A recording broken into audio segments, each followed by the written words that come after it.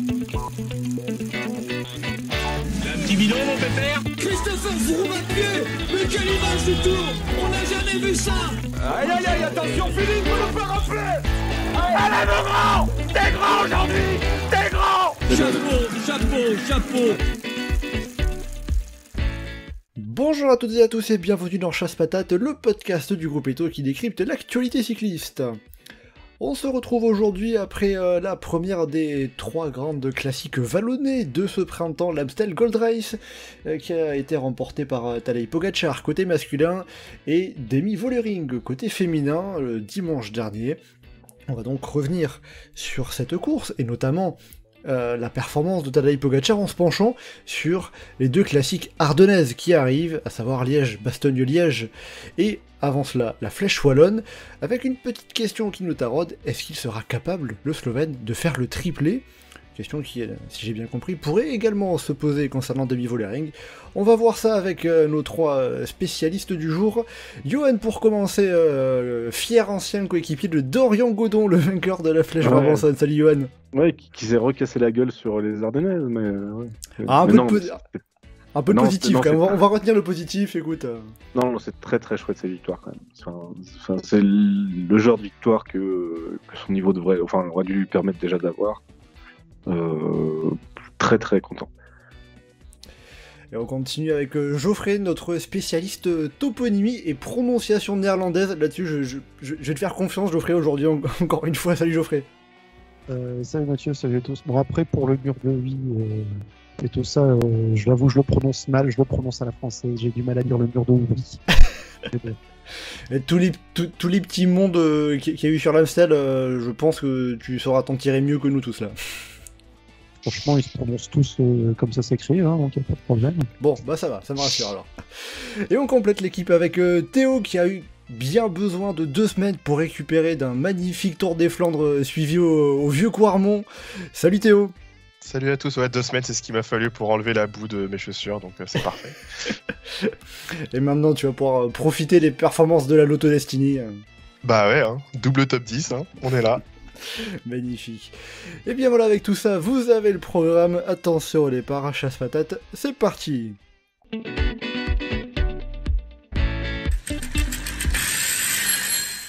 Alors pour commencer, j'aurais quand même signalé la belle perf niveau prono de Louis qui était avec nous la semaine dernière et qui avait parfaitement trouvé les vainqueurs de cet Amstel Gold Race dimanche, et il avait donné Demi Vollering et Tadej Pogačar, hein, comme quoi miser sur les grands favoris, bah ça fonctionne, ça joue, hein, c'est payant. Ouais, mais il n'y a pas de panache quoi.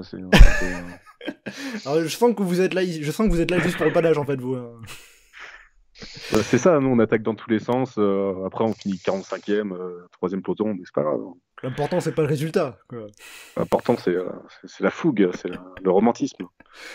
Voilà. Après il y a un certain Slovène attaqué dans tous les sens, c'est de la fougue, ça ne l'empêche pas d'avoir le résultat derrière. Oui, ça correspond bien aussi à Tadej Pogačar, hein. C'est plutôt son genre. Justement, on parlait de Demi Vollering qui était l'une des grandes favorites de cet Amstel Gold Race, avant de parler sur la course masculine, et on finira par Tadej Pogačar, hein, puisque ça va être lui dont on aura le plus à parler. Cette course dames, qu'est-ce que vous en avez pensé? Comment vous l'avez trouvé, Geoffrey, Johan, vous qui êtes nos deux grands spécialistes? Elle souffre encore un peu de ce que souffrait l'ancien parcours de l'Amstel, à savoir que ça attend quand même beaucoup le final et la dernière montée du Koberg. Heureusement, c'est plus juste une course de poutre, il y a quand même le kilomètre qui suit derrière. Mais... Enfin, on sait ce que ça va être et c'est ce qu'on a eu cette année. Donc tu n'attends qu'un changement de parcours pour se libérer du final qui se joue un peu que sur le Koberg, quoi. Bah, surtout qu'il y aurait moyen de couper aussi pour faire un dernier Koberg un peu plus loin et découper un petit peu la course. Même si ça n'empêche pas d'avoir eu de temps en temps quand même certaines qui font n'importe quoi en particulier. Yann Lippert qui part dans tous les sens à fond pour se faire exploser en cours de Koberg, ça m'a rappelé les grandes années de Michael Boger à la Rabobank. Et là c'est une Allemande, hein, comme quoi vous avez beau tirer sur la tactique néerlandaise, cette fois-ci c'était pas le cas. Même si elle Movistar, hein, donc. Movistar, donc. Et elle avait sa leader, Annemiek van Vleuten, qui est néerlandaise. Donc bon, ça coche un peu vos cases du bingo tactique. Annemiek van Vleuten, d'ailleurs, un petit peu décevante depuis le début de la saison.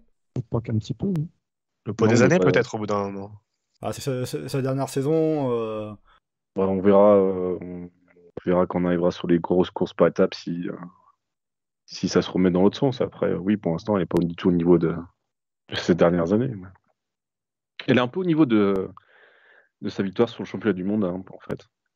Oui, où elle était plus la plus forte, elle a profité un peu des circonstances de course, oui, un petit peu, hein, pour aller chercher sa victoire, mais c'était pas la même façon qu'on l'avait vu gagner par le passé ces dernières années. Après, l'année dernière, quand tu sors d'une année où tu as gagné le Giro, le Tour, la Vuelta, elle avait déjà gagné à Liège aussi, elle fait podium au Ronde 2 à la Flèche. Non, elle ne gagne pas une autre Flandrienne en début de saison. Ah bon. Quand tu fais tout ça, effectivement, on peut comprendre que t'es plus très frais au moment des championnats du monde. Oui, c'est un bon argument, hein. Surtout avec le trajet, se taper un Europe-Australie, ça n'arrange pas. Alors que là, ça donne vraiment juste l'impression que voilà quoi, la quarantaine se ressemble. Et à l'inverse, celle qui est partie pour prendre sa place en tant que patronne du cyclisme féminin, c'est Demi Vollering, comme on l'a encore vu dimanche.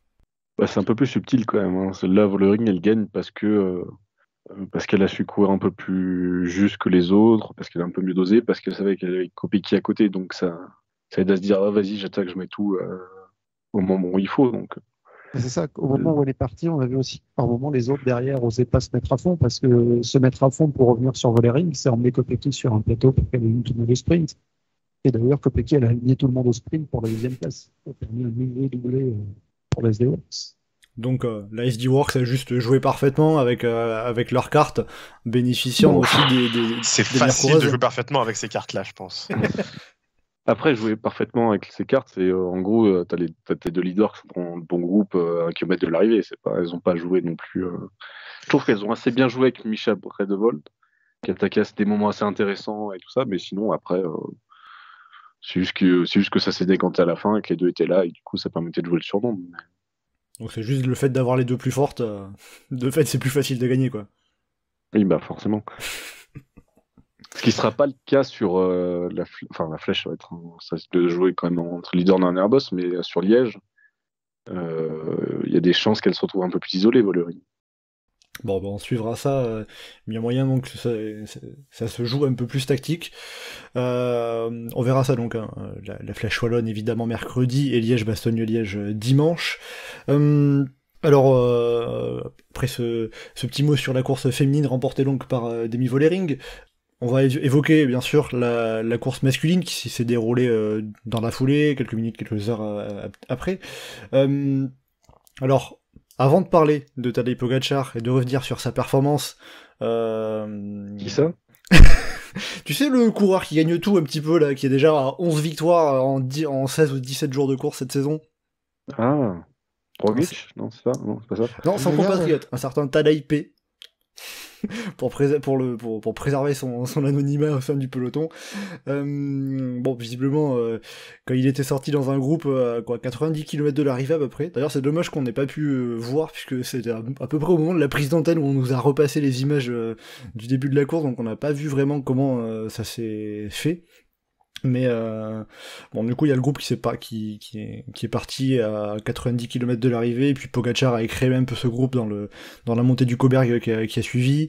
À ce moment-là, quand on a le groupe de 15-20 coureurs, puis qui ensuite s'est réduit à une 10-12aine de coureurs, est-ce que les coureurs qui étaient en compagnie de Tadej Pogačar avaient quelque chose à faire en particulier pour battre Pogačar, pour espérer jouer la victoire? Je pense qu'à ce moment-là, il y en a un bon paquet qui se disent que si le coup va au bout, c'est peut-être leur meilleure chance de faire podium, ou top 5, ou autre, selon ce qu'ils pouvaient faire. Quand le coup est parti, à part Pidcock, j'en voyais pas un seul qui aurait pu rivaliser avec Pogačar. Au final, on a eu Benelli qui montrait beaucoup plus costaud que j'imaginais sur cette course, mais intrinsèquement, les autres... vu l'allure du groupe, ils se disent si ça va au bout, il y a un bon résultat qui peut arriver. Ouais, je suis plutôt d'accord que En fait, le reproche qu'on peut faire, c'est peut-être Sheffield et du coup un peu Pidcock qui ont roulé pour Pogačar. Ils auraient peut-être pu essayer de jouer contre, mais les autres, ils étaient contents d'être là, contents d'être dans le groupe qui allait jouer la gagne, parce que quand tu es dans le groupe avec Pogačar à 80 bornes de l'arrivée en général, c'est le groupe qui va jouer la gagne. Ils se disaient, bon, on passe les relais, on essaye de faire en sorte et de tenir le plus longtemps possible. C'est ce qui s'est passé, hein, vraiment, c'est Pogačar qui a dicté tout. Et après, c'était ceux qui tenaient le mieux qui ont fait les meilleurs résultats. Hein. C'est juste ça qui s'est passé. Il y avait justement un article dans le journal de l'équipe de ce lundi qui citait plusieurs managers, directeurs sportifs d'équipe qui partageaient un petit peu presque ce dépit un petit peu avec Cédric Vasseur qui disait par exemple on part pour faire deuxième, il y a Pogačar et les autres et on sait que quand Pogačar est là grosso modo c'est pour faire deuxième quoi. Et Maxime Montfort, le directeur sportif de l'Auto Destiny, disait la même chose un petit peu. Le fait que si Pogačar est au départ, c'est dur de jouer la première place. Donc il y a un côté où d'une certaine manière, les coureurs qui se retrouvent dans ce groupe-là se disent la première place c'est foutu, mais autant en profiter pour jouer la deuxième, la troisième. Après, je pense qu'il y a un paquet de coureurs qui, même sans Pogačar, seraient dit un peu la même chose, quoi. Effectivement, il y a Pidcock, Benelli, devait savoir les jambes qu'il avait, de coureurs comme ça qui devaient se dire ok, ça vaut le coup de jouer le podium, mais je pense que typiquement les 3 FDJ, je suis pas sûr qu'ils partent dans les se dire on va jouer le podium quand ils sont là. Et je pense qu'ils auraient roulé quand même, je pense qu'il y a plein de coureurs qui auraient roulé quand même. Il y a des équipes qui auraient pu jouer on est en surnombre, il y a tel coureur qui va pas rouler. Et on va laisser les équipiers faire les relais, mais sinon, je pense que ça a roulé quand même sans Pogačar. Justement, après, pour revenir par rapport aux déclarations des directeurs sportifs, il y en avait une qui était intéressante, je trouvais, de Maxime Montfort, qui disait, en plus de ce qu'il avait dit, le fait que quand il y a Pogačar, c'est dur de jouer la première place, il disait, il faut laisser le poids de la course au UAE, il faut isoler Pogačar. Il disait, je comprends pas les équipes qui roulent pour contrôler avec eux, je suis frustré. Ce qui est pas très dur d'isoler Pogačar en général. Il le fait tout seul. Il s'isole tout seul, ouais. Et du coup, là, en fait, c'est vous, dans ce que vous en comprenez là de ce que dit Maxime Montfort, il y a des équipes qui auraient eu intérêt à se dire c'est Pogačar, c'est à lui de prendre la course en main. Alors oui, mais je pense pas que ça change grand-chose en fait. Le problème, c'est que la finalité, je pense pas que épuiser quelques équipiers de Pogačar sur, je sais pas moi, entre les kilomètres, enfin entre 200 et 100 km de l'arrivée, ça aurait changé grand-chose sur le résultat final. Donc oui, c'est sûr que ça aurait été mieux, mais voilà, je vois pas de gros changements dans la finalité. Mais on peut se prendre l'inverse, hein. S'il roule pas et que Pogačar se fait reprendre par le peloton, Pogačar redémarre 30 bornes plus loin et puis il faut la pile à tout le monde. Donc limite, tant que ça tourne, tu peux te dire ouais, il prend du vent, il va se fatiguer, tout ça. Bon, pas trop, mais je peux te dire que c'est aussi une meilleure solution pour le fatiguer. C'est ce que Madouas racontait à un moment aussi en se disant que lui était derrière et que du coup l'idée c'était de faire le jump et d'essayer d'être un peu plus frais que les mecs qui avaient tourné devant. Mais après, voilà, c'est compliqué de se dire telle tactique ça aurait été mieux qu'une autre. Hein. Surtout que justement l'écart entre le groupe Pogačar et le peloton est resté pendant longtemps à une trentaine de secondes, hein, donc il y a toujours cette indécision de se dire peut-être si on met un dernier coup de collier on va réussir à combler l'écart et revenir sur le groupe Pogačar quoi. Ça ou sur une course comme Amstel où on tourne sans arrêt dans tous les sens sur les petits chemins, on peut se retrouver rapidement avoir un pépin technique. Parce que Pogačar a eu, entre guillemets, c'était qu'une crevaison, il a fini par être dépanné, mais si c'était un problème un peu plus grave, sur la trentaine de secondes, il faut se faire reprendre par le peloton. Il est obligé de mettre pied à terre. Oui, puis en plus, le moment où il a sa crevaison, il y a le peloton qui est à 30-35 secondes, je crois. Donc il y a un coup, on peut se dire, si le dépannage se fait pas vraiment rapidement, il peut repartir avec le peloton, quoi. Ouais, il y a Trentin qui attaque à ce moment-là, et qui est genre à 10 secondes de Pogačar, et qui le revoit jamais. Hein. Ça, tu vois la caméra, elle est sur Trentin, la moto elle accélère un peu, hop, t'es sur Pogačar. Bon, au final, ils finissent avec 20 minutes d'écart. Mais, oui, avec Pogačar tu reviens sur Pogačar, il est déjà de retour dans le groupe de devant, quoi. Ouais. Tellement il est facile. Après, pour continuer d'évoquer les éléments, enfin les événements qui se sont passés au cours de la course de cette Amstel Gold Race, on a eu aussi la grosse chute qui a pu participer à désorganiser le peloton, avec notamment, par exemple, les groupes FDJ pour Valentin Madouas, ou aussi DHG2R Citroën pour Bruno Cosnefroy qui n'était plus là après cette chute. Ça a pu jouer. Bah, clairement, en fait, on a vu la gueule du peloton après la chute. Il restait quoi? Il restait 35 coureurs dedans à ce moment-là. Enfin, je dis ça à l'arrache, mais voilà, quoi, c'était pas un gros nombre. Donc, c'est sûr que je pense que ça a pu jouer un peu sur l'entente, le nombre d'équipiers disponibles pour rouler, etc. Et en plus, après, pour les Français, mais on va en parler plus tard, mais ça a eu un impact également pour les leaders français. Donc, c'est double tranchant. Après, vu le numéro qu'a fait Pogacar à l'avant, si ça change quelque chose, à la fin, ça change quelque chose éventuellement pour les places sur le podium, mais pour la victoire. Ouais, il en fallait peut-être beaucoup pour battre Parce Pogacar. Parce que si on se dit il y a un incident technique qu'on prend pas au compte, ça peut être sa crevaison, Pogacar aussi. Parce que s'il est tout frais et que c'est dans le Kreuzberg, sa première offensive, ça s'est sauvé beaucoup plus tôt. Oui, ça aurait pu faire encore plus mal, ouais, en effet. On va pas non plus évoquer tous les coureurs qui étaient présents dans ce groupe d'une douzaine de coureurs. Bon, vous l'avez dit, un côté groupe FDJ qui était, il me semble, l'équipe la plus représentée. Il y a eu Quentin Paché, Lars Van Den Berg et Kevin Genietz. On avait aussi les Ineos qui étaient à deux avec Magnus Sheffield et Tom Pidcock. Et on a eu ce qui est peut-être la surprise de cette Amstel Gold Race, c'est Ben Healy, l'Irlandais d'IF Education Easy Post, qui s'est retrouvé dans ce groupe, et qui s'est retrouvé à réussir à suivre, à revenir sur Pogacar et Pidcock après la première accélération du Slovène. Et au final, c'est lui qui vient prendre la deuxième place. Alors déjà, justement, est-ce que Ben Healy, c'est la grande surprise de cette Amstel Gold Race?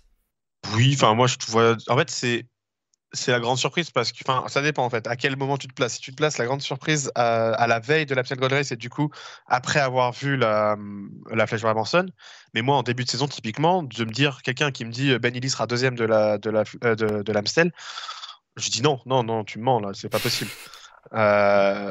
Mais après avoir vu sa Flèche Brabançonne, sincèrement, où c'était, je sais pas si c'était lui le plus fort, mais en tout cas voilà quoi, il était vraiment très fort avec dans le godon. Franchement, alors c'est une demi-surprise, ça reste une surprise parce que deuxième d'une Amstel, c'est pas pareil que deuxième d'une Flèche Brabançonne, mais quand même, ouais, c'est difficile de ne pas le mettre en tant que surprise. Ça en devient presque même une confirmation du début de saison qu'il a fait. Il avait été pas mal à Majorque, il a été pas mal en Italie où il avait déjà gagné. Au début de mois, il est bien classé, j'ai plus sa place exacte dans les fameux régions Pays de la Loire-Tour. Il fait 5e du général. Oui, puis très très fort l'étape où il part avec Benjamin Thomas aussi, je crois. Ouais, la troisième étape, ils font quasiment toute la journée devant, et le lendemain, ils se retrouvent encore parmi les plus forts après son échappée de la veille, quoi. Et la Flèche Brabançonne, il s'est montré costaud, il y avait juste celui d'Orient Godot qui était plus fort que lui. Il est en très grande forme, et il est encore plus jeune, il a 22 ans, si j'ai pas de bêtises. C'est ça, ouais, c'est sa deuxième année pro. Il était passé pro l'année dernière chez IF Easy Post. C'est un cap à voir. Il est sur un excellent printemps. Voir comment il pourra confirmer par la suite. Pour rester sur la course d'hier de Ben Healy, alors son directeur sportif Matty Brechel a dit que l'Irlandais il avait fait la course parfaite. Vous êtes d'accord avec Matty Brechel? En même temps, qu'est-ce qu'il aurait pu faire de plus? Oui, non, ça. Pour faire deuxième, oui. Après, si vraiment dans l'absolu, il y a un moment il est revenu pas loin de Pogacar, dans l'absolu, c'est-à-dire qu'il avait un petit peu les cannes pour relayer un peu plus Pidcock ou pour appuyer un peu plus, et que à deux, ça aurait été plus facile d'essayer de reprendre l'autre, mais... Après, Pidcock a pour le coup vraiment explosé derrière, parce que Ben Healy, il finit quand même à seulement 38 secondes, alors que Pidcock, troisième, est à plus de 2 minutes, ce qui montre aussi l'écart, et que Ben Healy a finalement pas trop mal résisté, hein, quand même. Oui, mais justement, Ben Healy a été assez économe de ses efforts quand il était avec Pidcock, et encore plus quand il y avait Pogacar. Tu peux te dire que il serait revenu sur Pogacar, il serait fait fumer au sprint. Mais tu peux te dire que s'il avait la capacité à un moment de revenir à 20 secondes de Pogacar, il avait la capacité de revenir encore un peu plus près s'il s'était pas amusé à attaquer Pidcock pour s'assurer la deuxième place, alors que deuxième ou troisième, c'est pas très différent, quoi. Après, face à Pogacar, normalement, il aurait sans doute été à nouveau en difficulté dans le Kaltenberg. Oui. Pidcock parvient à le suivre, mais pas Healy. Donc, il a peut-être bien fait aussi de gérer ses efforts et de laisser pour aller chercher ce podium, qui est déjà un résultat. Oui, c'est ça. Je pense, compte tenu de ses capacités et de la différence avec Pogacar, c'est plus ou moins la course parfaite, quoi. En plus, comme tu dis, il revient à 20 secondes, mais sauf qu'à ce moment-là, il y a Pogacar, il est derrière la voiture, là, donc il est parfait. Il est à l'abri de tout vent. Donc vraiment tip-top pour lui. Donc Non, mais c'est bien, ça c'est le cyclisme à l'ancienne, avec les organisateurs qui truquent les courses et tout. C'est vrai que c'était quand même pas une très belle image. Hein. C'est au moment où l'écart il commençait à descendre, pof, la petite voiture de l'orga qui se met devant Pogacar pour en plus faire la pub de l'Amstel. C'était quelque chose. Hein. Ouais, alors que tu demandes à Pogacar de tenir une pancarte, ça le gêne pas, je pense. Hein, oui, voilà, ça le. De toute façon, il en a déjà une gigantesque dans le dos, donc c'est pas un problème. Hein. Autant que ça soit rentabilisé, quoi. Et surtout aussi, oui, vous parlez des écarts, ça reste quand même ultra rare pour un Amstel d'avoir des écarts aussi grands. Au XXe siècle, au XXIe siècle, pardon, on atteignait parfois les 20 secondes, et jamais plus. On était aussi avec des circonstances de course très particulières. Et justement, la dernière fois que le deuxième a été aussi loin que c'était en 1997. Bernard avait des... Enfin, c'est même jamais arrivé du coup depuis qu'on arrive à Valkenburg. Ouais, c'est ça. Mais encore, t'as Benelli qui cache un peu le truc parce que après le troisième, je crois qu'ils ont montré ça sur l'équipe tout à l'heure dans la présentation de Tour des Alpes, machin. J'ai vu en passant 2,08, donc 74 ou un truc comme ça. En 84, il y avait 2,08 d'écart, mais du coup c'est un peu moins. 76. Freddy Mertens qui gagne avec 4 minutes 29 d'avance sur Yann Ras et 5,19 sur Luc Léman. Ou Le Mans. Bon, bah, comme quoi, encore une fois, Pogacar, il y allait avec ses gros sabots. Pouf, voilà, j'écrase tout le monde. C'est bon. Ça, lui, il a pas besoin d'avoir des youtubeurs qui lui font la tactique. Hein. C'est genre, je me mets devant et puis. Bah, il a Mathieu Van Der Poel qui lui fait la tactique en plus. Hein. Il lui dit attaque dans le Keutenberg, tu verras, c'est bien pentu pour toi, ça suffit. Et c'est bon. Ouais, enfin. Après, la tactique de Van Der Poel, c'est t'attaques dans l'endroit le plus difficile. Bon, c'est pas non plus. Ouais, quand t'es le plus fort, quand t'es le plus fort, ça suffit quoi. C'est pas d'une finesse tactique incroyable. Quoi. En même temps, est-ce que pour l'instant, t'as Pogacar a besoin d'être extrêmement fin tactiquement vu sa supériorité? Quand il sera face à Vingegaard, il faudra peut-être. Ah oui, bah si on se retrouve dans la situation du Tour 2022, il va peut-être falloir. Ouais. Avant de revenir sur Tadej Pogacar, un petit mot quand même sur nos coureurs français. Alors on a une place dans le top 10, quand même avec la 10e place d'Axel Zinglet et le fameux top 11 pour Valentin Madouas. Mais du coup là je crois Axel Zinglet qui était le seul coureur français représenté dans le groupe d'une dizaine de coureurs qui s'était réduit après l'accélération de Pogacar dans le Cauberg à 80 km de l'arrivée. Et on a eu aussi Valentin Madouas qui a chuté et qui a quand même réussi à bien revenir pour faire 11ème. Qui est revenu de nulle part. Hein, vraiment, hein, il est revenu. On ne sait pas ce qu'il faisait là. Oh, on l'avait pas trop vu en effet. Dans son groupe, tu vois un FDJ, tu dis attends, c'est Madouas, mais qu'est-ce qu'il fout là? C'est presque devenu son gimmick à Madouas, quoi. Il se fait distancer, il y a plein de trucs et la course elle est difficile. Et d'un seul coup, sur la fin, ah mais tiens, le voilà. C'est tellement ça. C'est vrai qu'en plus on était tellement focalisé sur les coureurs de devant qu'on n'a pas vu Madouas revenir sur le groupe qui suivait derrière, donc c'était assez étonnant. Mais il revient avec Valentin Ferron aussi apparemment du coup. Alors Valentin Ferron, alors il me semble que pour le coup lui, j'ai vu pendant longtemps un coureur de Total Energy dans le groupe de contre, dans le premier peloton. Donc c'était peut-être lui qui était qui avait été le seul à passer entre les gouttes de la chute côté français. Ou alors Mathieu Burgodeau qui est le deuxième Total Energy, une trentaine de secondes derrière. Mais bon, du coup, côté français, avec ce qu'on a évoqué, et aussi Benoît Cosnefroy qui avait été gêné dans la chute où avait été pris Valentin Madouas, qu'est-ce qu'on peut retenir de cette course côté tricolore? Est-ce qu'on peut parler d'une course décevante ou finalement c'est simplement que les éléments n'ont pas été avec eux? Un peu des deux, non? C'est la même chose, non? Ah, je sais pas, mais c'est à vous de dire après, parce que le deuxième peut dire il y a des circonstances atténuantes. Il y a des circonstances atténuantes, mais malgré tout, c'est décevant en fait. Moi, c'est comme ça que je le vois, c'est que franchement, en mettre qu'un seul dans les 10, avec du coup un Madouas, avec des Madouas, avec un Cosnefroy, avec potentiellement un Gaudu, mais bon, on a vu qu'il était pas fou, avec un Axel Zinglet, etc. Franchement, je me dis en mettre un dans le top 5, c'était pas c'était pas non plus une folie, quoi. Surtout quand tu vois les noms des gars dans le top 5. Hein. Tu peux mettre un Madouas à la place d'un Krohn ou d'un Lutsenko, c'est pas surprenant. Mais donc, du coup, c'est ça qui est décevant. Après, ça s'explique en partie par cette chute qui, clairement, a réduit les chances des Français. Après, ça va s'expliquer aussi par le fait qu'il y avait que Axel Zinglet et Quentin Paché qui étaient dans le groupe qui est sorti à 90 km de l'arrivée. Ça compte aussi, ça. Ça aurait été bien. Enfin, t'aurais eu un Valentin Ferrand en plus, un Drogodon en plus, ça aurait été assez intéressant, quoi. Mais oui, effectivement, ça a limité un peu. Donc après, quand t'es à contre-temps et qu'en plus tu te prends des galères derrière, c'est compliqué, quoi. Après, dans l'absolu, c'est presque pas si mal qu'on soit déçu. Ah merde, il n'y a qu'un Français dans le top 10. L'Amstel, c'est pas historiquement la course qui réussissait le plus aux Français ces dernières années, quoi. J'ai pas souvenir de beaucoup d'années où on en avait 2.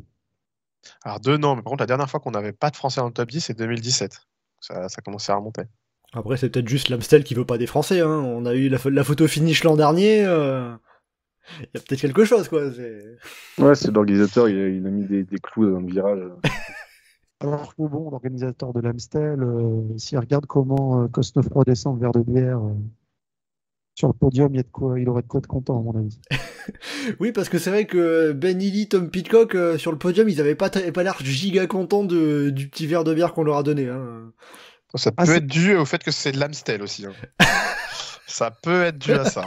C'est pas faux. L'année dernière, Tige Benoît, il était plus motivé par la Quarmont qu'il avait récupéré dans les Flandres que par l'Amstel. Voilà pour le point pour le point qualité de la bière, puisque pour ceux qui ne le sauraient pas, l'Amstel est une marque de bière. Donc d'ailleurs c'est pour ça qu'il faut avoir plus de 18 ans pour aller sur le site de la course. Mais ils réussissent à détourner légèrement la législation en changeant légèrement la police d'écriture dans les pays où la pub sur la bière est interdite dans les événements sportifs, pour quand même mettre en avant la course parce que c'est aussi le nom d'un fleuve. Comme quoi il en faut peu pour passer à travers les mailles de la législation. Hein.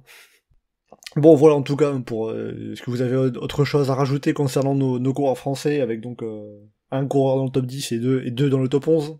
Je sais pas, Cédric Carbol, assez bien sur l'Amstel féminin. Voilà. 23e place. Alors c'est vrai que pour le coup, il faut remonter encore plus loin côté féminin pour avoir la première française, Juliette Labousse, 18e, juste derrière Marianne Vos. Voilà pour le bilan côté tricolore. Après, il me semble que vous en aviez parlé la semaine dernière, c'était la course des trois grandes classiques vallonnées qui leur convenaient le moins à nos françaises. Ouais, Juliette Labousse, sûrement plus d'elle dans la flèche wallonne par rapport à la pente qu'il y a dans le final, et à Liège-Bastogne-Liège par rapport au dénivelé positif, qui sera plus important. Alors à présent, on va quand même parler de celui qui a marqué de son empreinte cet Amstel Gold Race et une bonne partie des courses de ce début de saison, c'est Tadej Pogačar. Déjà sur la course de dimanche, avant de se pencher sur ce qu'on va avoir ces prochains jours, mercredi et dimanche. Sur cet Amstel Gold Race, sa victoire en tout simplement déjà finissant en quasiment 30 bornes tout seul, puis en créant lui-même le groupe qui s'échappe du peloton, en le réduisant à une dizaine de coureurs. Est-ce que ça vous a surpris, ou finalement c'était assez logique connaissant le phénomène ? Il a fait du Pogačar. Il a fait du Pogačar, la concurrence n'était pas exceptionnelle, disons. Et donc, un pré-tri effectué à 2 heures de l'arrivée, et il fait le ménage après en 2 accélérations, en 2 monts différents. Et voilà, pour la course, elle était plus. Johan Théo, pour vous aussi, c'était complètement logique et ça correspond à ce que fait Pogačar ? Oui, en fait, le truc, c'est qu'il est tellement au-dessus qu'il y avait, je pense, on pouvait donner genre 15 façons différentes qu'il avait de gagner. Vraiment, aucune n'était vraiment surprenante, quoi. Donc, celle-ci, c'est un peu la classique de sa part. C'est vraiment, je fais le ménage de loin et je refais le ménage, puis après, je me casse tout seul. Et donc, non, ouais, pas une grosse surprise, sincèrement. Ma petite surprise de l'avoir dans un groupe outsider comme ça qui part un peu plus tôt, quoi, plutôt que le scénario un peu du Tour des Flandres où ce serait lui qui aurait fait l'effort derrière, mais sinon. Est-ce que justement il s'est peut-être dit je vais pas me faire avoir comme au Tour des Flandres, me faire avoir. Il avait quand même réussi à gagner, mais anticiper de moi-même. On n'a pas trop vu comment ça s'est fait, donc c'est compliqué, mais je sais pas si c'est grand chose. Hein. C'est peut-être qu'il y avait des bonnes jambes, mais il s'est dit, oh, ça part, vas-y, j'y vais. Je vais me dégourdir un peu les jambes, puis on verra après. Tu sais, ils suivent en mode ils accélèrent un peu, je sais pas trop pourquoi, et puis attends, t'es devant. Et puis, tout le monde n'a pas suivi. Zut alors. Surtout qu'il y a eu quelques débuts d'étapes un peu what the fuck au dernier Tour de France où il s'était retrouvé parfois devant comme ça. Hein. Ça part un peu de tous les sens, il était devant et regardez après ce qui se passe. En même temps, il y avait Peter Sagan pour le chauffer. Hein. Là, il a dû se chauffer un peu tout seul. Hein. Maintenant, à force, il a dû se dire c'est vrai que c'est vraiment une bonne technique de foutre le bordel de loin. Allez, on va y aller. De toute façon, quand t'as les jambes, c'est facile aussi de se dire oh, je vais dans ce coup-là, oh, ça marche pas, c'est pas grave, vas-y, je vais retourner après. Ouais, il a cet avantage-là de pouvoir tenter à plusieurs reprises par rapport à sa marge aussi, par rapport à tous ses adversaires, quand il n'y a pas Van Der Poel, pas Van Aert, ni Vingegaard, Evenepoel ou Roglic pour tailler vraiment large aux coureurs qui sont vraiment un ton au-dessus. Quand il n'y a pas ne serait-ce qu'un de ces coureurs-là, de suite, il a beaucoup plus de cartouches à disposition. De toute façon, moi, on l'a quasiment jamais vu à court de cartouches, à part genre 1 ou 2 fois dans ces 3 dernières années. Donc oui, c'est peut-être qu'il a plus. C'est pas qu'il a plus de cartouches, je pense, c'est juste qu'il en a besoin de moins pour s'isoler. Il a quand même beaucoup de cartouches. Hein. Oui, non mais voilà, ça, je dis, en fait, il en a toujours autant, en fait, je pense, quels que soient les gens en face. C'est juste que c'est plus facile pour lui quand il n'y a pas des adversaires qui sont à peu près à son niveau, et encore. Mais qui aurait été à son niveau aujourd'hui? Parce que tu te dis qu'un Mathieu Van Der Poel aurait suivi dans les bosses, mais sinon... Me dit, ouais, Van Der Poel et Evenepoel, ça peut être les deux qui... Alors, pas forcément pour gagner, mais qui auraient pu suivre à peu près. Surtout qu'il n'a pas fait des giga accélérations. C'était au train, en mettant des gros guillemets. Hein. Mais dans le sens, c'était pas genre une accélération à la Van Der Poel, tu vois. Où tu sens qu'il y a je sais pas combien de milliers de watts qui sont utilisés d'un coup. Sur une accélération progressive comme ça, peut-être que s'ils avaient été là, les Van Aert ou Vingegaard auraient pu suivre aussi. Mais bon, après, il aurait fallu qu'ils soient présents. Oui, voilà, ça fait déjà beaucoup de scénarios. Ça fait beaucoup dossiers, quoi. Ouais. Et après, voilà, quoi, ça en dit long sur la domination de Pogacar. On est en train de se dire comment il aurait pu ne pas gagner. On réfléchit à les mecs qui n'étaient pas sur la course. C'est ça. On prend tous les mecs du peloton, on se dit est-ce qu'il y en a un qui aurait pu le battre? Franchement, si Miguel Bartoli était encore coureur. Si Eddy Merckx avait 30 ans aujourd'hui, il pourrait peut-être le faire. Svam dirait que le Gilbert de 2011 le battait. Ouais, faut vraiment aller chercher loin dans les scénarios, quoi. Et après, alors, on parle de la marche que Pogacar a par rapport à tous ses concurrents. Alors, on a dit que le fait d'avoir un 3e sur une Amstel Gold Race qui se retrouve aussi loin, c'est historique, il fallait remonter à 1976. Mais finalement, le fait d'avoir Benili à 38 secondes, est-ce qu'on se dit pas c'est peu, entre guillemets, par rapport à Benili? Au moment où Pogacar est parti, on s'est dit, ça y est, il va gagner avec 1 minute 40 sur tout le monde. Et au final, ouais, ça montre une fois la super course qu'a fait Benili, pour se retrouver à être, entre guillemets, aussi proche, même s'il reste effectivement bien dans le temps. Donc on va dire le problème pour suivre Pogacar, c'est avant tout d'arriver à contenir ses accélérations, plus qu'arriver à maintenir le rythme derrière, puisqu'il y a des coureurs qui peuvent, par moment, pas prendre trop cher, reprendre un peu de temps. Pas prendre trop cher sans exploser non plus derrière. Pitcock, il a su suivre une fois, et la deuxième, c'était fini. Voilà, c'est là où il faut pas non plus exploser, trop se cramer pour suivre les attaques, quoi. Et là aussi, on a vu la différence entre les Pitcock, entre un qui était là pour gagner à tout prix et l'autre qui était là pour essayer de faire du mieux qu'il pouvait. C'est vrai, ça joue, aussi. Alors, on a vu ce qu'a donné Tadej Pogacar dimanche dernier sur l'Amstel Gold Race. Maintenant, la grande question, c'est est-ce que le Slovène va être capable de faire ce triplé ardennais? Je sais que Geoffrey, l'Amstel Gold Race n'est pas une ardennaise, mais ce triplé de classiques, de grandes classiques vallonnées du printemps, avec l'Amstel, c'est déjà fait. On a la Flèche Wallonne qui arrive mercredi, et Liège-Bastogne-Liège qui arrive dimanche. Liège qu'il a déjà gagné. La Flèche, pour l'instant, il ne l'a pas gagné, mais est-ce que ce triplé, déjà cette année, est-ce qu'il est possible, envisageable selon vous? Difficile de ne pas le voir, de ne pas l'envisager, quoi. Vu sa domination, je pense qu'il y a limite plus de chances qu'il fasse ce triplé qu'il ne le fasse pas, quoi. Donc, Vraiment, c'est plus qu'envisageable. Et moi, je vois surtout, en fait, au moment de la flèche, on saura ou pas. Parce que je pense que s'il gagne la flèche, enfin, je le vois pas perdre Liège, sincèrement. Oui, alors que s'il perd la Non. flèche, on sait qu'il fera pas le triplé, quoi. Déjà. Mais même si les courses avaient été inversées, je pense que c'est la flèche qui est le plus difficile à gagner pour lui. C'est pas pour autant que ça va être compliqué de gagner, mais c'est la moins simple, on va dire. Johan, je t'ai senti un peu moins sûr de la capacité de Pogacar Non, à non, faire le mais triplé c'est- que Théo. Non, mais c'était le côté, il a plus de chances de le faire que de pas le faire. C'est un peu forceur quand même. Mais ça reste du vélo, hein, donc c'est pas comme si tu faisais je sais pas, un 200 mètres chronométré où a priori tu peux être à peu près réglé comme tu veux. Donc, quand même des incertitudes, il y a quand même tout un tas de trucs qui peuvent mal se passer. Je sais pas, typiquement, il a eu une crevaison à l'Amstel, s'il a une crevaison à la flèche à 10 bandes de l'arrivée, Pogacar ou pas Pogacar, c'est mort, quoi. Ouais, le Donc, mur de 8 sur la jante, c'est compliqué, quoi. oui, voilà. Donc, je suis d'accord, la flèche est plus compliquée, a priori c'est l'effort où il peut être le plus prenable. Que Liège, il va se retrouver dans son effort qu'il aime, longueur des bosses plus longues, je pense très longue, très difficile, très d'endurance. A priori, en plus, il va pas faire beau, donc en plus, la météo, ça va avec lui.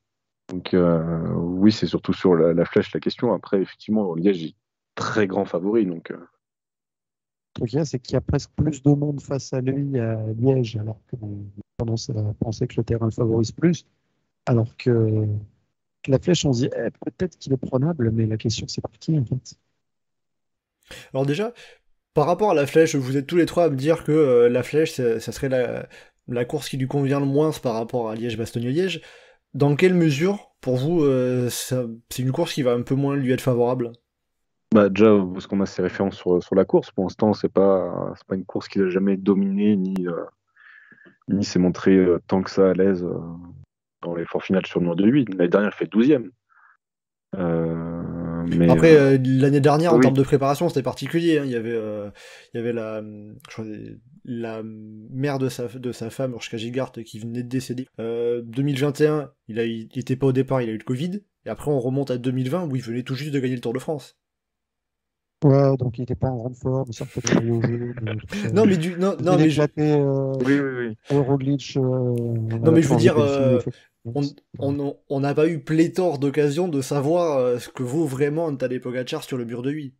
Non, mais sur cette même année 2020 que tu évoques, par exemple, il fait podium de Liège. Je ne Oui. saurais plus dire combien de jours après, parce qu'avec le calendrier qui était tout bizarre cette année-là, peut-être qu'il y a une des deux qui n'était pas sur son jour habituel, je ne saurais plus dire. Quelques jours après, ça marche.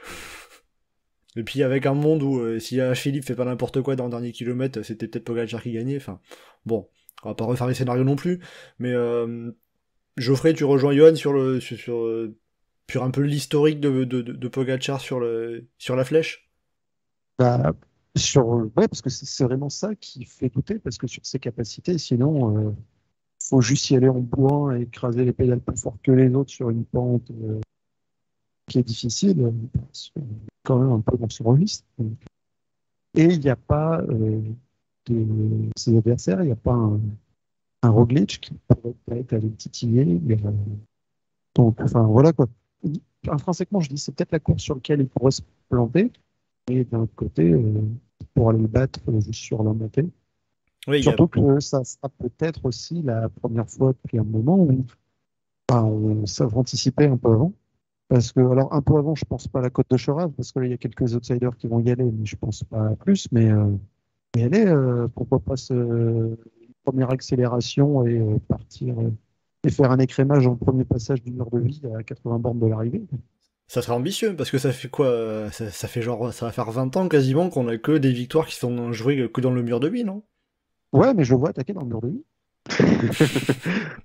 Non, mais en vrai, avec un mec comme Pogacar, je trouve plus probable qu'il attaque dans le premier passage du mur de vie que dans le deuxième. Juste pour foutre la merde. Juste pour foutre la merde. Après, il peut attaquer dans les deux. Hein. Ah, mais tant qu'on y est, il passe par la Côte des Forges après une heure de course, il va en mettre une là. Il part par là. Alors. Ouais, genre, il attaque, il fout le bordel dans le premier mur de 8, et après, ils sont en groupe, comme là sur l'Amstel, je sais pas, de 20, et hop, il en refout une dans le deuxième mur de 8, et il n'y a plus personne. C'est possible. Hein. Non, mais en vrai, on rigole, mais c'est une possibilité qui existe. Par contre, je pense que sur la flèche, il n'y a personne qui roule avec lui. Bah, j'espère aussi, mais. Il faudrait déjà qu'il y ait quelqu'un qui a réussi à le suivre. Hein.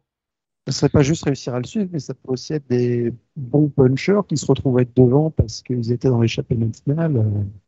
Imagine, je sais pas, t'as un mec de Cofidis, t'as un mec d'Intermarché et un mec de Lotto. Ils se retrouvent à être à 3 avec Pogacar par un concours de circonstances pareilles. Ils vont rouler pour faire podium. Hein. C'est vrai. Mais c'est vrai que du coup, par rapport à la Flèche Wallonne, il y a le point que vous évoquiez, hein, la concurrence qui va être pas la même que sur Liège-Bastogne-Liège. On n'a plus Alejandro Valverde, il n'y aura pas Julien Lafilippe puisqu'il n'est pas encore bien remis de sa chute autour des Flandres. Dylan Teuns, il est malade, il me semble qu'il a manqué l'Amstel Gold Race. Donc Oui, il y a des problèmes, oui, je sais plus. Donc on n'a plus vraiment de coureur qui a montré vraiment sa grande capacité dans ce type d'effort. Il y a Michael Woods, quoi. Mais c'est pour faire 2 ou 3, ça. Oui, il y a toute la question de classement aussi. Hein. Michael Woods est plus... voilà, quoi. On imaginait à la fin le successeur Valverde. Michael Woods est peut-être bien parti pour être le successeur de Dan Martin sur la Flèche Wallonne. Oui, c'est vrai que bon... Si on veut bien regarder la course de Michael Woods, en général, faut pas regarder au premier plan, au pied du mur de vie, quoi. C'est malheureusement le problème un peu du Canadien. Après, si Pogacar décante tout de très très loin et qu'il se retrouve à 15 au pied du mur, il n'y aura pas de problème de placement, donc peut-être que pour lui, ça sera pas mal. Ah, ça peut jouer, hein. Ça peut. Mais s'il décante tout à 80, enfin sur le premier mur de 8, peut-être qu'il sera pas dans le groupe parce qu'il était justement pas assez bien placé. Woods, donc ouais, je sais pas. De toute façon, là, on fait des plans sur la comète. Et après, alors, vous dites Pogacar, je le vois bien attaquer au premier ou au deuxième passage du mur de 8. Est-ce que ça peut pas est-ce que ça pourrait pas lui porter préjudice, tout Pogacar qu'il est dans un final sur le mur de 8, d'avoir déjà tenté quelque chose auparavant dans la course? Dans le cas où il fait se reprendre, oui. Où il se fait reprendre, oui, totalement. Oui, mais c'est le cas où il se fait reprendre. Et c'est ça qui... Pas forcément, Théo, ça dépend où il se fait reprendre. S'il part et que tu as une heure de folle et qu'il est repris après, là, il va le payer. S'il part à un groupe à 20 et que 4 km plus loin, le groupe est repris... Ah ben oui, bien sûr. Je pense que Mathieu, il parlait pas d'un cas comme celui-là. Il parlait plus... il a quand même fourni des efforts. Est-ce que ces efforts-là vont lui coûter en cas de... Oui, s'il fait 2 heures tout seul et qu'il est repris à 4 bornes, oui, c'est vraiment ça. Ouais, il fera 2 ou 3, quoi. C'est sûr que s'il fait 100 bornes tout seul devant, il y a un moment, ça va se sentir, quoi. Mais... Enfin, s'il fait 100 bornes tout seul devant, derrière, la gueule du peloton, ça va pas être 80 coureurs qui vont se retrouver ensemble au pied du mur de vie, parce qu'ils auront dû s'arracher la tronche pour revenir sur lui aussi. C'est vrai, c'est vrai. Pogacar qui fait 100 bornes tout seul devant, ça me semble déjà hasardeux d'imaginer le peloton qui va revenir sur lui. Bon, en tout cas, je vous sens un peu prêt à attendre tout et n'importe quoi de la part de Tadej Pogacar, quoi. Juste s'il y a une échappée et que Michael Woods est dedans, j'ai envie que Gino Meder y soit aussi pour rappeler un grand souvenir du Tour de Suisse il y a 2 ans. Bon, alors, côté Flèche Wallonne, vous avez dit ça semble être pour vous, ça serait la course qui lui conviendrait le moins par rapport à ses résultats passés. Liège-Bastogne-Liège, comment ça peut se goupiller pour Pogacar? C'est la course qui lui convient, du coup. Oui, non, mais merci, mais... mais en dehors de ça, parce que si là, au contraire, le parcours, les conditions lui conviendraient mieux, on se retrouverait face à une concurrence un peu plus dense avec, notamment, Remco Evenepoel. Oui, mais la question, c'est que Pogacar va vite au sprint. Donc du coup, le problème, c'est qu'il faut pas arriver avec Pogacar non plus, donc il faut lâcher Pogacar. Ouais, courage, quoi. Donc c'est ça la question aussi, c'est que déjà je pense que Liège c'est la classique qui lui convient le plus de tout le calendrier. Du côté vraiment très long, très dense, beaucoup dénivelé. Peut-être la Lombardie aussi. Un Tour de Lombardie peut-être. Ouais, moi je pense. Enfin, Lombardie c'est plus un peu plus facile avec des guillemets, mais ça fait un peu plus étape de montagne un peu longue quoi. Liège c'est quand même vraiment vénère comme parcours. C'est là où, à mon avis, il peut plus jouer sur ses qualités. Le problème, c'est qu'effectivement, il faut le lâcher dans les bosses, ou le lâcher sur le plat, il faudrait qu'il se retrouve dans un groupe, dans le final, où il se fasse piéger tactiquement. Mais le problème, c'est que lui, il va appuyer devant et qu'il va faire piter tout le monde. Donc après, tactiquement, quand t'es 2 ou 3, bon, tu peux aller chercher ce qui sort. Donc, Justement, Liège, ça, c'est par rapport à la flèche, c'est la course où tactiquement il peut se passer le plus de choses. Est-ce qu'on va revoir un favori accéléré dans Stoke? Ça va faire un peu loin encore pour Après, ça peut être Pogacar, hein, mais... Ouais, mais voilà, il en est capable, quoi. Ouais, je faisais allusion à lui, hein, clairement. D'ailleurs, justement, par rapport au parcours, on signalera qu'il y a une légère modification par rapport à l'année dernière. Petit changement dans le final, juste au moment de monter la côte de la Redoute, une route un petit peu différente après sur le sommet pour aller plus rapidement, il me semble, sur la côte des Forges. Et c'est pas une route différente au sommet, c'est que justement, on va plus jusque tout en haut. On va tourner un peu avant le sommet pour aller récupérer les Forges, et donc il n'y a plus le passage par Sprimont qui était la continuité traditionnelle. Après, ça dépendait parce qu'il y a eu plusieurs fois des routes différentes qui ont été prises dans Sprimont pour aller chercher plus des petites routes par moment. Du coup, cette année, on va plus monter tout en haut de la Redoute, on va aller récupérer les Forges ensuite. Oui, en effet, ouais, voilà. Donc bon, ça, déjà juste comme ça en termes d'incidence sur le parcours, ça aura une importance ou pas? Ça peut changer un peu l'influence de la côte de la Redoute, parce que c'était aussi une côte d'écrémage par sa longueur. On va se retrouver en terrain un peu moins connu avec l'enchaînement avec les Forges, ce qui fait qu'on aura presque plus un enchaînement de montées plus courtes mais plus raides. On va voir ce que ça va donner avec des mecs qui se flinguent dans tous les sens et qui sortent même dans le Coberg à 90 bornes de l'arrivée dans la Mistel. Donc tu restes sur ton idée de on peut s'attendre à tout, surtout avec Pogacar. Ouais, c'est pour ça que j'ai évoqué Stoke. Théo, de ton côté, qu'est-ce que tu imagines concernant Tadej Pogacar sur Liège-Bastogne-Liège? Je suis d'accord avec Geoffrey. Hein. On peut s'attendre à tout avec Pogacar. Donc, même Stoke. Hein. Stoke, c'est à moins de 100 bornes de l'arrivée. Donc, ça peut attaquer depuis là-bas. Hein. En vrai, sincèrement, là, je regarde un peu le parcours. Et je me dis, quasiment toutes les côtes à partir de Stoke, il peut attaquer dedans et essayer de faire un écrémage. Hein. Et justement, le fait, par rapport à la concurrence, et notamment Remco Evenepoel, ça pourrait pas le freiner à faire un peu plus attention à ses cartouches, à toutes ces tentatives d'attaquer? Avec quelqu'un d'autre que Evenepoel peut-être, mais Evenepoel, je pense limite il va l'encourager quoi. Genre, ils vont se dire vas-y, celui qui attaque le plus loin, c'est celui qui a gagné quoi. T'attaques dans ce queue? Ah bah allez, je te suis, on y va, on roule. Ok, l'année prochaine j'attaque avant. Et dans 2 ans, oh bah tiens, si j'attaquais dans le bure de Saint-Roch. Hein. Bon, en tout cas, je vous sens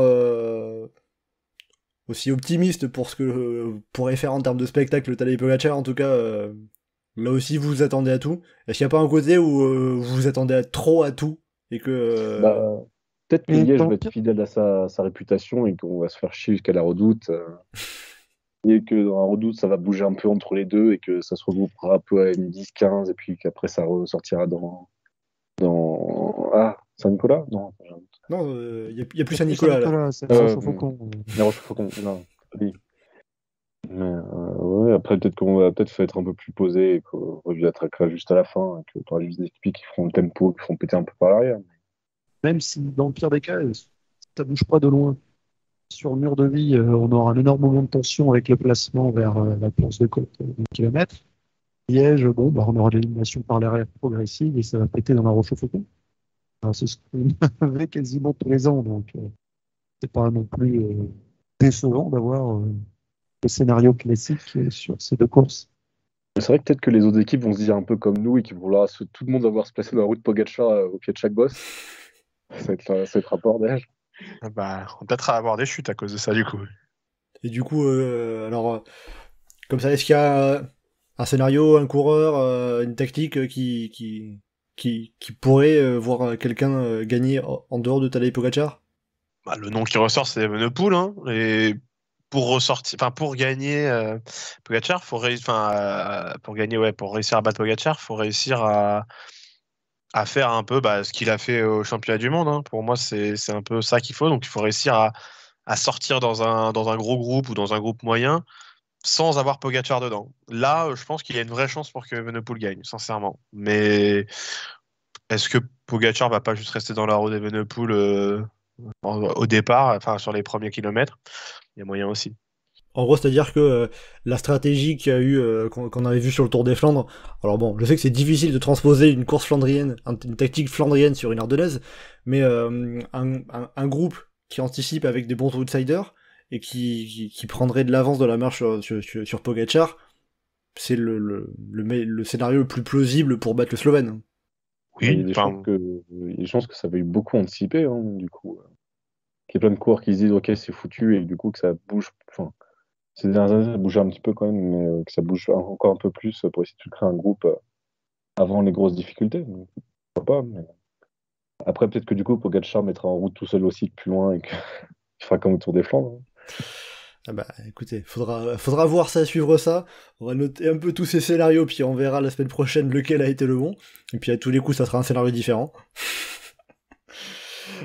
Pour finir, on a parlé un petit peu des coureurs qui pourraient battre Pogačar. Je vais vous demander de vous mouiller, de faire un petit pronostic.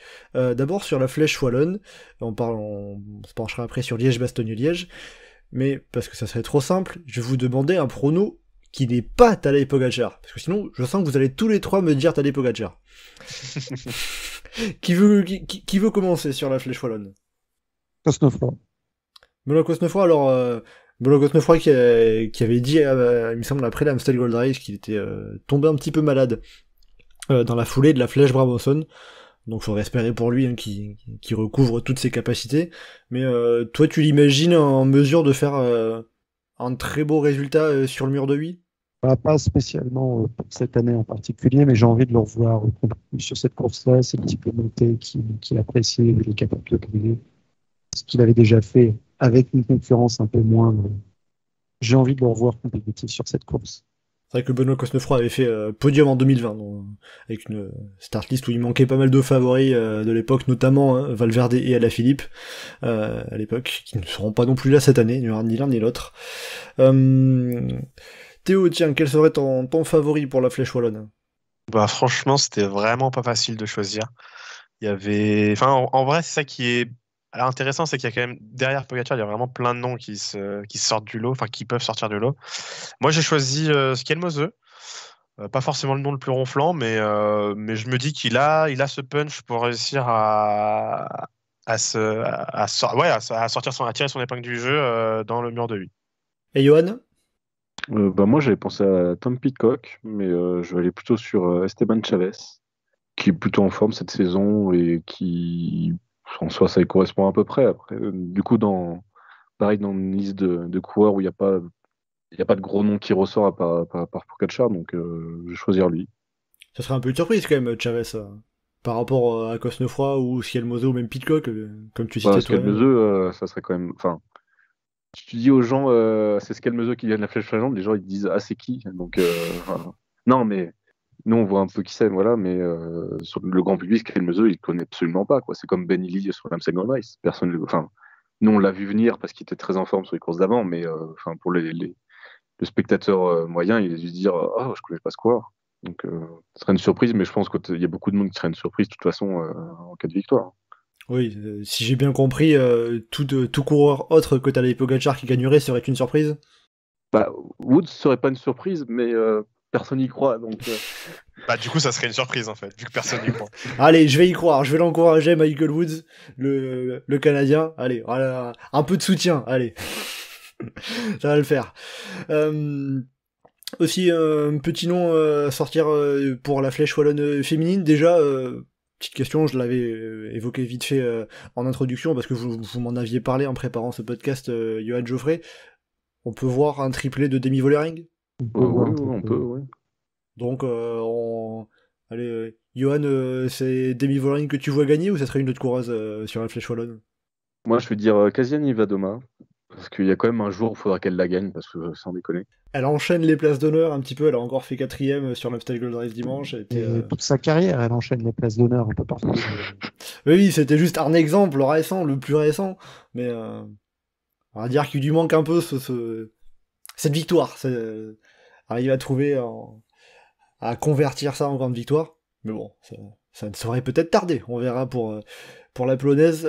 Geoffrey, quel nom sortirais-tu de ton chapeau? Alors, quitte à sortir un nom autre que Vollering, je vais penser à Silvia Persico, Mais je suis curieux, tant sur la flèche que sur Liège, de ce que va faire Juliette Labousse. Bon, donc tu nous sors deux noms, un côté français à Non, mais attendre, Juliette et puis Labousse, c'est pas spécialement une attente pour la gagne. Je suis curieux de ce qu'elle va faire, tant dans la manière que dans le résultat. Et après, le double nom à côté, c'est juste que, bah, comme pour côté masculin, on imagine un triplé, mais quitte à citer un autre nom, c'est pour ça que j'ai évoqué Sylvia Persico. bon, donc du coup, Théo, je te laisse Debbie Vollering, comme ça tu pourras te la péter la semaine prochaine. Yes, bravo moi. En vrai, enfin, moi, je suis pas. Enfin, elle peut gagner, mais c'est pas aussi évident que par exemple un Pogacar. Il y a quand même d'autres noms, quoi. Elle a pas été si aérienne que ça sur l'Amstel. Oui, elle a moins de marge que peut en avoir Pogacar, on va dire. C'est ça. Et pour finir aussi, prono évidemment sur Liège-Bastogne-Liège, donc toujours sans Tadej Pogacar. Johan, je vais te laisser commencer. Et ben, il y a un garçon qui était en forme sur l'Amstel Gold Race, alors que c'est pas un coureur classique de base, c'est Jane Lay, qui marche bien depuis le début de saison et qui, enfin, s'il marche bien à l'Amstel, je vois pas pourquoi il marcherait pas bien sur Liège-Bastogne-Liège. Donc, du coup, je vois bien performer. C'est vrai que Jay Indy, ça m'avait un peu étonné de voir que ce soit lui le meilleur coureur de Bora sur cet Amstel. Et puis, bon, peut-être que c'est porteur de bonnes nouvelles pour l'Australien sur la semaine qui arrive. Théo, qu'est-ce que tu dirais de ton côté? Moi, justement, j'ai été impressionné de voir Madouas revenir de nulle part là sur l'Amstel. Je me dis qu'on a parlé du fait d'attaquer de loin sur le Liège. Donc, attaquer de loin, les conditions sont pas folles. Franchement, Madouas, il a ses chances, hein. Donc, tu crois en une victoire française et Valentin Madouas? Ouais, C'est si bien. Pogacar ne gagne pas. Parce que c'est quand même ça le postulat de base, hein. Après, encore, il y a l'avantage. Si Pogacar il lance la course à 100 km de l'arrivée, Madouas il va être en plein dans la filière endurance, c'est parfait. Ah bah, totalement. Très bien. Alors, écoutez, on y croit. Notre victoire française, voilà. Donc, vous avez votre nom côté français qui ressortirait du lot, sachant qu'on a Julien Lafilippe. Pour l'instant, on n'a toujours pas d'informations à l'heure actuelle où on enregistre ce podcast sur sa participation à Liège-Bastogne-Liège. C'est en suspens, mais s'il viendrait, ça serait plutôt annoncé comme étant support de Remco Evenepoel. Oui, c'est plus, il y a plus Godu normalement. Enfin, Voilà, on a je pense aussi qu'on s'attend Godu côté vraiment, Groupama FDJ, puis aussi Benoît Cosnefroy côté AG2R, mais Cosnefroy, c'est un coureur qui aime un peu moins se démonter long comme on les voit sur Liège-Bastogne-Liège. Donc peut-être un petit bémol sur ce côté-là. Et Geoffrey, pour terminer. Allez, quitte à évoquer encore un scénario qu'on n'a pas évoqué jusque-là, l'échappée matinale qui va au bout, victoire de Yann Tratnik. Ah oui, donc ça va vraiment chercher très loin quand même là. Au tout début du podcast, vous parliez avec Geoffrey et Johan du côté panache dans vos pronos. Bon, enfin quand même. Je veux pas manquer de respect à Yann Tratnik, hein, c'est un très bon coureur, mais c'est pas forcément le coureur que je citerai le premier pour Liège-Bastogne-Liège, quoi. En même temps, si tu mettais pas ta contrainte, je pense que pour Liège-Bastogne-Liège, on disait tous les trois Tadej Pogacar. Donc, oui, donc foutu pour foutu, quitte à citer un coureur que tu sais qu'il ne gagnera pas, tu te dis autant chercher loin, quoi. Autant mettre n'importe quoi, let's go. Ah, c'est dire si Geoffrey croit tellement en Tadej Pogacar. Alors, juste pour finir, côté masculin, un petit mot, parce que vous avez pas l'air d'en parler. Pour nos amis belges, j'aurais quand même le cité, le champion du monde, Remco Evenepoel. Vous le voyez pas gagner Liège-Bastogne-Liège, vous, visiblement. Je le vois bien être battu au sprint par Pogacar. Ouais, moi j'ai donné un scénario où il pouvait gagner, où du coup ça partait de loin dans un groupe un peu à la championnat du monde. Maintenant, faut que ça arrive, quoi. Et voilà, pour moi c'est le cas où je le vois gagner, parce que s'il est dans le même groupe que Pogacar, comme Geoffrey le dit, il a beau avoir, franchement cette année il a l'air d'être plus rapide, mais je pense que juste il va se faire taper par Pogacar en sprint. Donc ça veut dire que le problème d'Evenepoel, c'est que y a Pogacar et que c'est compliqué de lâcher Pogacar. C'est le problème de tout le monde, ça, un petit peu. Oui, mais bon. Donc du coup, vous avez vraiment cherché des pronostics dans un scénario hors Pogacar, quoi. On peut imaginer que les deux s'affrontent face à face, donc et du coup dans face à face, comme les autres ont dit, au sprint normalement il se fait avoir, donc après Après, on peut aussi imaginer Pogačar se fait la clavicule dans la descente du Rosier et Evenepoel éclate tout le monde dans la côte de la Redoute. Ça peut arriver aussi. Encore un scénario d'ajouter à la liste. Bon, évidemment, on va souhaiter ça. On va pas souhaiter ça à Pogačar. Hein. On va pas lui souhaiter une chute, une clavicule. On n'est pas comme ça. Mais bon, ça reste les différents scénarios possibles dans le cyclisme. Là, voilà, il peut tout se passer. Et puis, voilà. Vous parlez tout à l'heure d'une crevaison de Pogačar dans le final de la Flèche Wallonne. On peut aussi avoir une crevaison de Pogačar au pied de la Redoute, au pied de la Roche-au-Faucon, au moment où il veut attaquer. Et puis hop, coincé. Et côté féminin, Geoffrey ? Je pense que Demi Vollering est grande favorite, mais si on met la même contrainte que côté masculin, on ne peut pas redire le grand favori, Elisa Longo-Borghini. Très bien. Johan ? Alors là, pour le coup, je trouve ça encore plus compliqué que pour Liège, de se dire telle course va être bien. Que pour la Flèche. Que pour la Flèche, ouais. Du coup, je sais pas vraiment, on va dire un truc au pif, genre Grace Brown. Dans une idée de course où Vollering sera un peu piégé, où ça partira un peu devant et où cette année, à part Vollering, je sais pas qui va être très forte dans les bosses. Je sais pas, Martin Cavalier, a priori, n'a pas les jambes pour cette année éviter, quoi. Donc, si ça se joue pas dans les bosses, il y aura un côté plus tactique, c'est ça ? Oui, tu peux avoir, je sais pas, une Lise Chabet qui va gagner, ou enfin, ce genre de course un peu passe-partout, baroudeuse, grosse bourrine, qui peut aller chercher quelque chose. Très bien. Et Théo, est-ce que tu vas nous dire Juliette Labousse, par exemple ? Bah, j'hésite, mais je suis pas très connaisseur, mais j'hésite entre Juliette Labousse et peut-être Liane Lippert. C'est les deux noms qui n'ont pas été cités, autres que Demi Vollering, qui me tentent bien pour la victoire. Très bien. Moi, Liane Lippert, j'ai envie de la citer à chaque fois, mais son Amstel, ça m'a... Ça t'a refroidi, quoi. Ça m'a refroidi, hein. Bon, bah écoutez, faudra voir, puis côté Movistar, faudra aussi voir la forme d'Annemiek van Vleuten, ça rentrera en compte dans l'équation, pour savoir ce que sera en mesure de faire Liane Lippert, en l'occurrence, par exemple. Et côté féminin, on pourra aussi s'intéresser à ce que fera Lydie Legnan. Bon, ce sera les courses de reprise. Tout à fait, important de le souligner. Sa seconde grossesse. Tout à fait, elle reprendra à la Flèche Wallonne, il me semble. Elle l'a annoncé ce lundi, je crois. Donc voilà, petite bonne nouvelle évidemment à annoncer au passage. Et bien voilà, avec tout ça, on va arriver à la fin de ce podcast spécial ardennaise / classique vallonné du printemps, si vous voulez être plus rigoureux géographiquement, puisque l'Amstel Gold Race est située dans le Limbourg et non pas dans les Ardennes. Voilà. Ouais, après, si on veut embêter la province de Limbourg et nommer après la ville de Limbourg, qui elle-même n'est pas dans le Limbourg, mais à côté de Liège. Voilà, comme ça, on n'y comprend plus rien. Merci Geoffrey. Voilà, voilà. C'est la géographie du Benelux. Bah écoutez, pour ceux qui sont encore avec nous, merci de nous avoir suivis jusqu'au bout. Hein, et puis, un podcast spécial géographie course cycliste. Je suis pas convaincu que ça intéresse des masses, mais bon écoutez, si ça vous intéresse, hein, vous pouvez nous le dire. Hein, vous savez où nous le dire. Bah écoutez, hein, Johan, Geoffrey, Théo, merci pour toutes ces propositions et toute votre participation dans ce podcast. Pour le prochain podcast Chasse Patate, eh bien, on se retrouvera la semaine prochaine après Liège-Bastogne-Liège. On verra si Pogačar ou Demi Vollering ou les deux ont fait le triplé. On verra, puisque visiblement vous avez quelques pièces à mettre sur le triplé, donc on suivra ça avec attention. Et donc d'ici la semaine prochaine, eh bien, vous pouvez nous retrouver comme d'habitude sur le site et le forum du groupe Eto, legroupeeto.fr, ainsi que sur nos différents réseaux sociaux, Twitter, Facebook et Instagram. N'hésitez pas à commenter, liker et partager ce podcast. Merci beaucoup et à bientôt dans Chasse Patate.